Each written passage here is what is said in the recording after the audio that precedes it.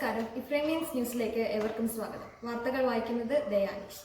ചിറക്കടൂർ saint Ephrem's ഹൈസ്കൂളിൽ 2024-25 അധ്യയന വർഷത്തെ മികവോത്സവത്തിന്റെ ഭാഗമായി ലിറ്റിൽ കൈറ്റ്സ് യൂണിറ്റിന്റെ നേതൃത്വത്തിൽ റോബോട്ടിക്സ് ആൻഡ് ആനിമേഷൻ പ്രദർശനവും ക്ലാസുകളും നടന്നു.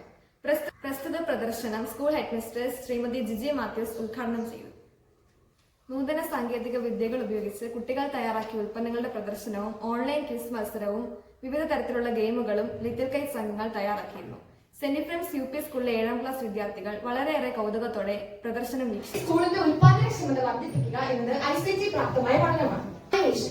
ആനിമേഷൻ എന്ന് പറഞ്ഞാൽ 2D 3D ആയിട്ടുള്ള ചിത്രകലയിലെ അതിന്റെയൊക്കെ തുടർച്ചയും വേഗത്തിലുള്ള പ്രദർശനമാണ് ആനിമേഷൻ എന്ന് പറയുന്നത്. ഇപ്പൊ എക്സാമ്പിൾ പറയുകയാണെങ്കിൽ നിങ്ങൾ കാർട്ടൂൺസ് ഒക്കെ കാണാറില്ലേ? ഈ കാർട്ടൂൺസ് ഒക്കെ ക്രിയേറ്റ് ചെയ്തിരിക്കുന്നത് ആനിമേഷൻ വഴിയാണ്.